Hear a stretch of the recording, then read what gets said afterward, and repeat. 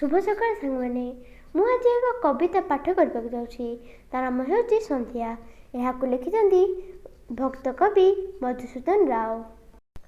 ଅସ୍ତ ହେଲେ ଦିନମଣି ହେଲା ଦିନ ଶେଷ, ଆସଇ ରଜନରାଣୀ ଧରି କଳା ବେଶ।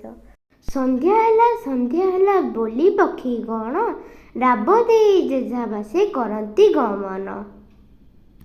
ଧୂଳି ଉଡ଼ା ଏଣ ଦାଣ୍ଡେ କରି ଅମ୍ବାରଡ଼ି, ଯାଉଛନ୍ତି ଗୋରୁପଲ ଗୋଠରୁ ବାହୁଡ଼ି। ହଳ କାମ ସାରି ଚଷା ମହା ଆନନ୍ଦରେ, ନାନା ରଙ୍ଗୀ ଗୀତ ଗାଇ ବାହୁଡ଼ଇ ଘରେ। ଚାହୁଁ ଚାହୁଁ ଅନ୍ଧକାର ଘୋଟଇ ଗଗନ, ଆବରେଇ ଜଳସ୍ଥଳ ପର୍ବତ କାନନ। ରତ୍ନଦୀପାବଳି ପ୍ରାୟ ତାରା କୋଟି କୋଟି, ଜଳୁଛନ୍ତି ଆକାଶରେ ହୋଇ ଗୋଟି ଗୋଟି। ଭାଙ୍ଗି ଯାଇଅଛି ଏବେ ଦିବସ ଗହଳ, ନାହିଁ ଆଉ ଏ ଭୁବନେ ଜୀବନ ଚହଳ। ଦିନ ଶ୍ରମ ଅନ୍ତେ ବସି ନିଜ ନିଜ ଘରେ, ବିଶ୍ରାମ ଲୋଡ଼ନ୍ତି ସର୍ବେ ଆକୁଳ ଅନ୍ତରେ।